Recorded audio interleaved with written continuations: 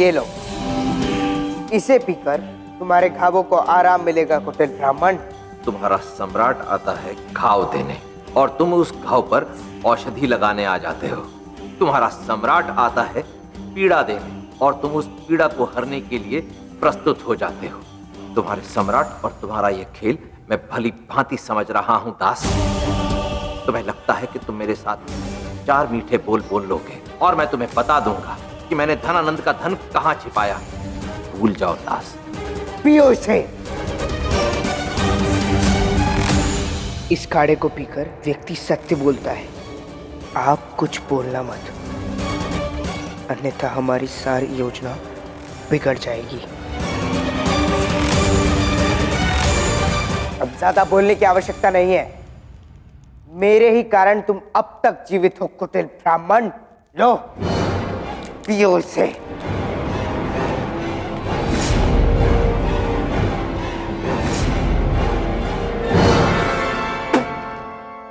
P लिया, P लिया, P लिया। उत्तम उत्तम, ब्राह्मण ने काढ़ा पी लिया, अति उत्तम। तो सम्राट, क्या अब इस काढ़े से ये सत्य बोलेगा? नहीं, क्योंकि संसार में अब तक ऐसा काढ़ा बना ही नहीं जिससे व्यक्ति से सत्य उगलवा सके। किंतु ऐसा काढ़ा अवश्य बना है जिससे व्यक्ति से उसके प्राण निकलवा सके, और यही इस कुटिल ब्राह्मण के साथ होगा। विषैले पौधों और सर्प से विशेष कर वो काढ़ा मैंने तुम्हारे प्राण लेने के लिए बनाया था।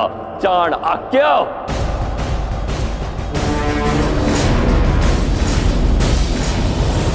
रुको, आओ मेरे साथ।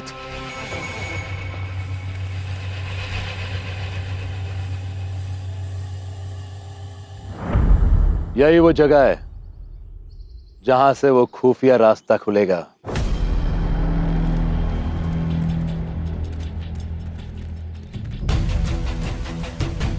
जो तुम्हें चाणक्य के कैद खाने तक लेके जाएगा।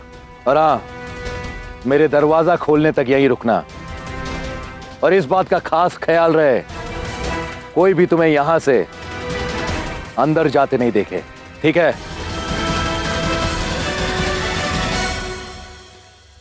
सम्राट, ये आपने क्या कर दिया? हमें इसे बचाना होगा। क्यों? क्योंकि केवल यही है जो आपके गुप्त धन के विषय में जानता है। आप इसे नहीं मार सकते सम्राट। अवश्य मार सकता हूं, और इसीलिए मैंने इसे मारा।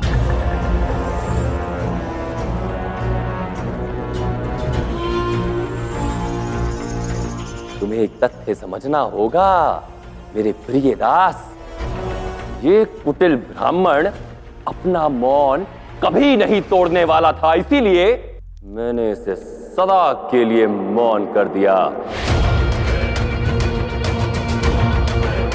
मेरा धन कहां छिपा है वो आज नहीं तो कल मैं ढूंढ ही लूंगा। किंतु कम से कम मुझे ये भय तो नहीं रहेगा कि ये कुटिल ब्राह्मण वो धन किसी अन्य व्यक्ति को दे देगा जो कदाचित भविष्य में उसे मेरे ही विरुद्ध उपयोग में ले।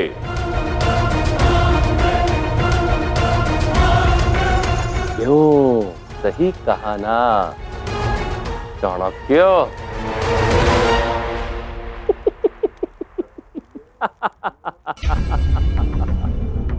अब ये मृत्यु को प्राप्त हो जाएगा, क्योंकि विष्णु ने अपना कार्य आरंभ कर दिया है। अब चाणक्य की लीला समाप्त। सम्राट, सेल्यूकस आपसे मिलने पधारे। ओह, सेल्यूकस? ना, मुझे उसे प्रतीक्षा नहीं करानी चाहिए। मेरे प्रिय दास, तुम इस चाणक्य की अंतिम श्वास तक इसके पास ही रहो। अंतिम क्षणों में कोई ना कोई तो साथ होना ही चाहिए, है ना? तुमसे अधिक विश्वास मैं किसी पर नहीं करता।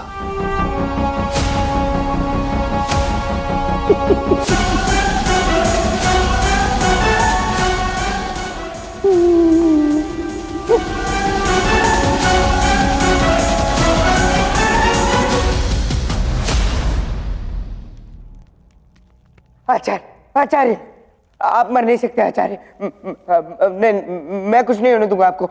आप रुकिए, मैं कुछ करता हूँ।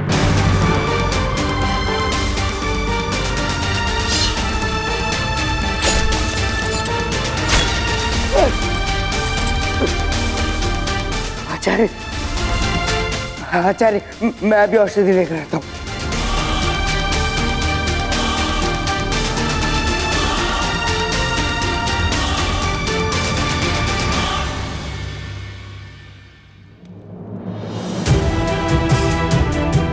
हे भगवान, तो आपने काढ़ा नहीं पिया था? भगवान का धन्यवाद कि आपने काढ़ा नहीं पिया था।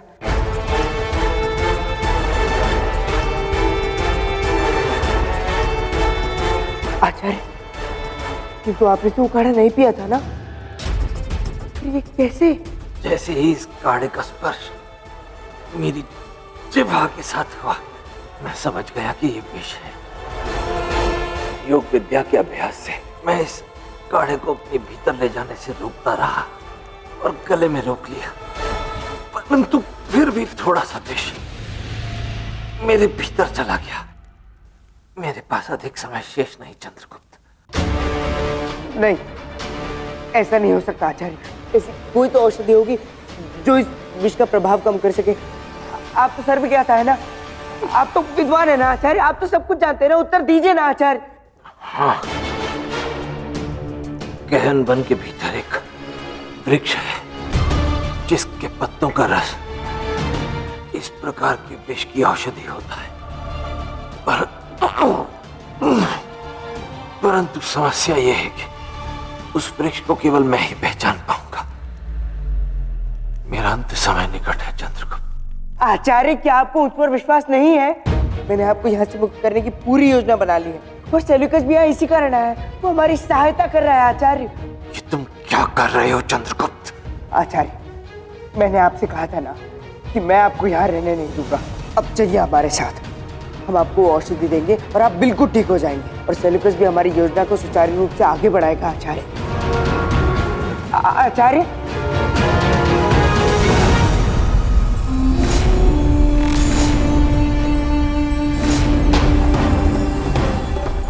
तो मुझे सिंहासन पे लगे इस चक्र को घुमाना होगा, जिससे वो दरवाजा खुलेगा। सुस्वागतम मेरे प्रिय मित्र सेल्यूकस। कहिए, युद्ध की तैयारियां कैसी चल रही हैं? बहुत बढ़िया शाह, बस उसी सिलसिले में आपसे मिलने आया हूं।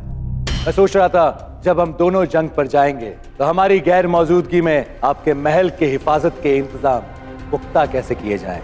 आजकल हर कोई मेरी सहायता करना चाहता है शाह धनानंद, क्योंकि अब मैं आपके आगे आपके सुरक्षा बंदोबस्त की कुछ कमियां गिनवाऊंगा, तो मेरी दरख्वास्त है कि आप इसको ये मत समझना कि मैं आपको नीचा दिखाना चाहता हूं, बल्कि हमारे रुतबे और रसूख को मायने रखते हुए बस आप अपने तख्त पर बैठें और मेरी बातों को गौर और इत्मीनान से सुनिए।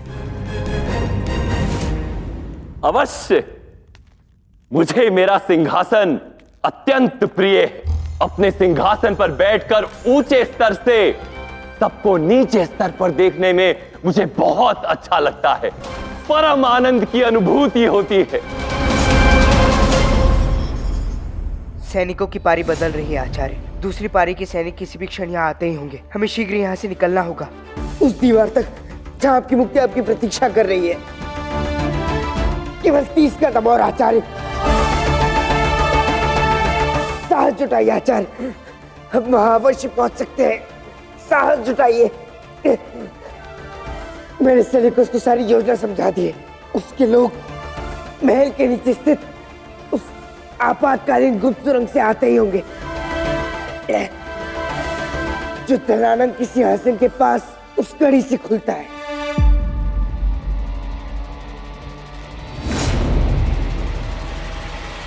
ये है मगध की श्रेष्ठ मदिरा। ना ना, मगध में एक मित्र दूसरे मित्र से कोई भी वस्तु दाहिने हाथ से ग्रहण करता है।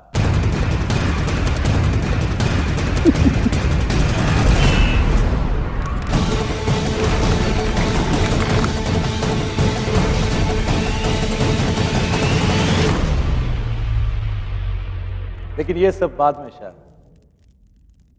पहले कुछ काम।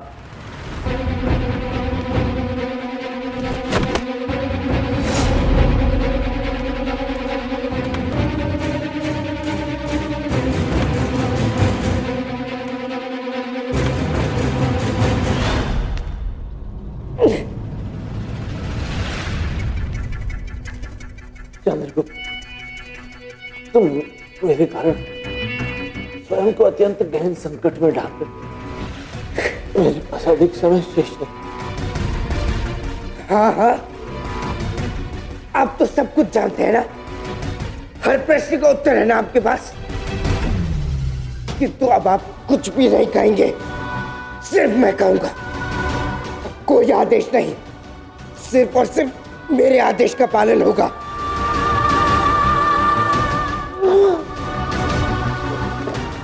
आचार्य, आचार्य, आचार्य, अपने लिए ना सही, किंतु अपने अखंड भारत के अपने स्वप्न को पूर्ण करने के लिए आचार्य प्रयास कीजिए आचार्य, अन्यथा आपके पास अधिक समय नहीं रह जाएगा। आचार्य, प्रयास कीजिए।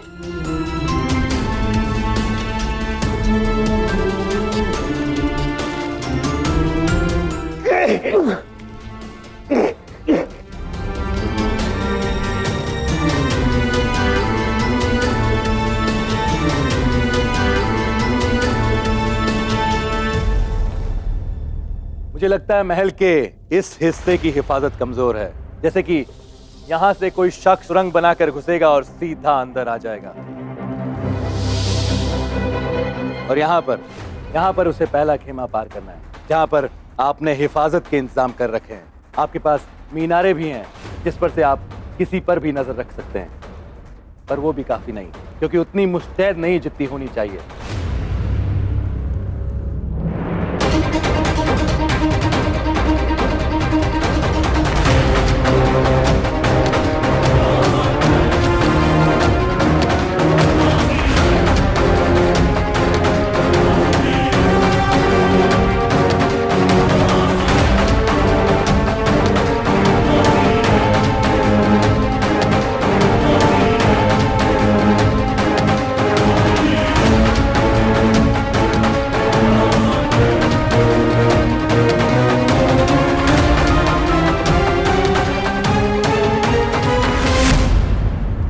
जैसे ही कोई शख्स ये खेमा पार करके यहां दूसरे खेमे तक पहुंचेगा, जो कि हकीकत में एक जाल है,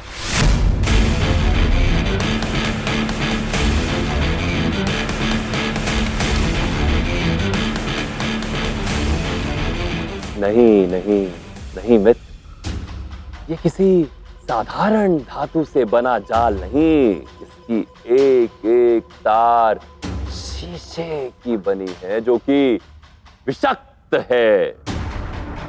जो कोई भी इसे छुएगा मृत्यु को प्राप्त हो जाएगा।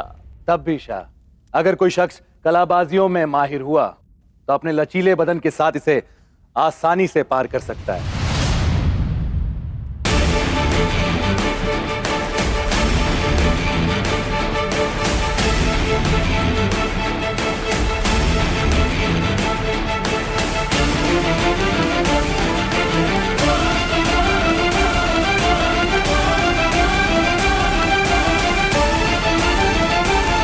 और अगर किसी ने यह खेमा पार कर लिया तो इस दीवार को तोड़ना होगा, और किसी भी मजबूत शख्स के लिए यह दीवार तोड़ना कोई मुश्किल बात नहीं होगी। और यहां फिर वो तीसरे खेमे में दाखिल हो जाएगा।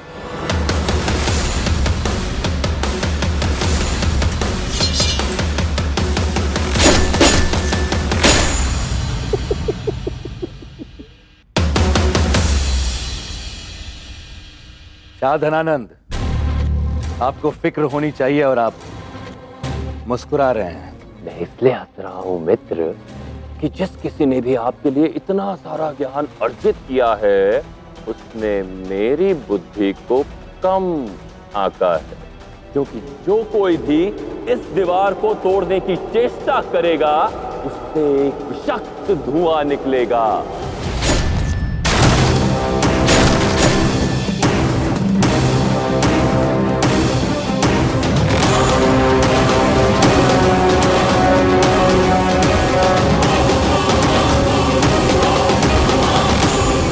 जो उस व्यक्ति को तभी के तभी मृत्यु की नींद सुला देगा।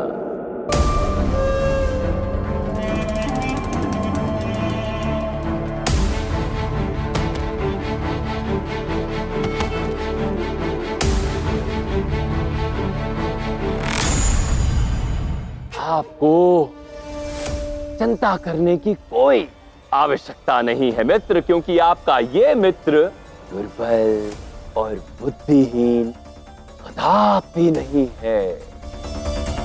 बिल्कुल नहीं शाह, बल्कि आप तो मेरे सबसे ताकतवर और खास दोस्त हो।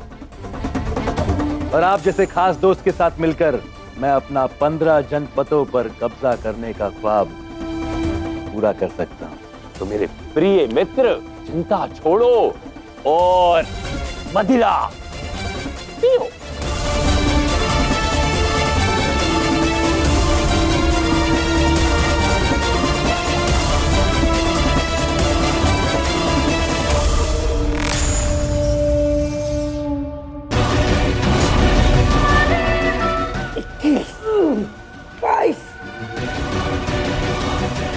थोड़ा और साहस आचार्य, थोड़ा सा और प्रयास।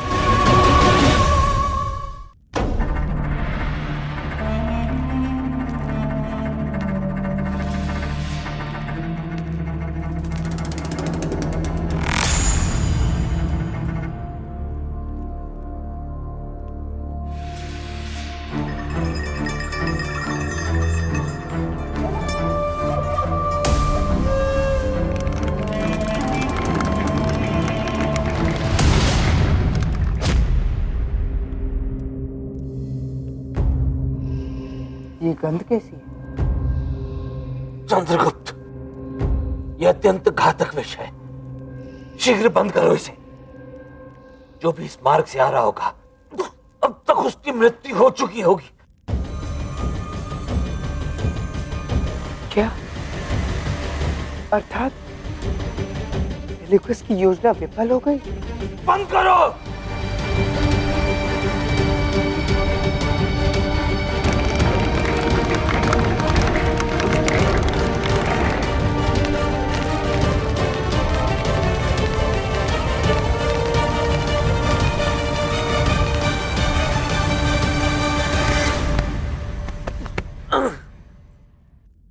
आचार्य। चंद्रगुप्त, हाँ?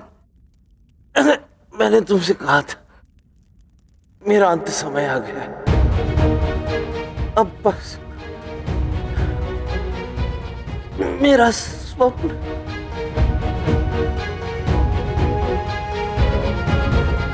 अब तुम्हें ही पूरा करना होगा। स्मरण रहे चंद्रगुप्त, ये धर्म युद्ध है। अब तुम्हारा युद्ध है चंद्रगुप्त। ये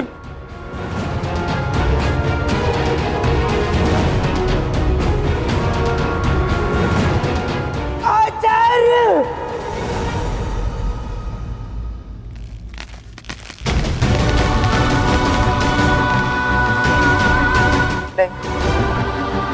ऐसा नहीं हो सकता। आप अपने अखंड भारत के स्वप्न को छोड़कर नहीं जा सकते आचार्य।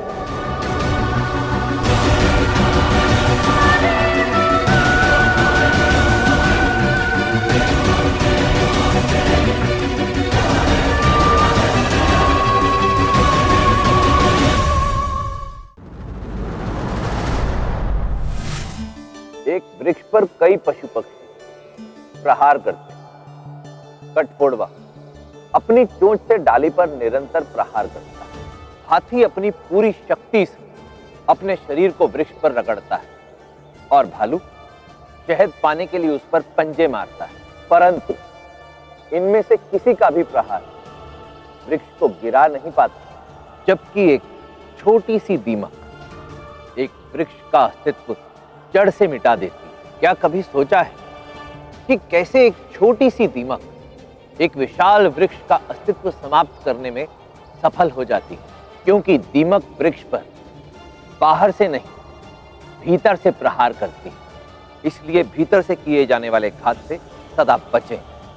कितने भी शक्तिशाली क्यों ना हो, अपनी दुर्बलता कभी भी अपने शत्रु के समक्ष उजागर ना होने दें और अपने सुरक्षा तंत्र पर सदा दृष्टि बनाए रखें कि कहीं कोई उसे ध्वस्त करने का प्रयास तो नहीं कर रहा।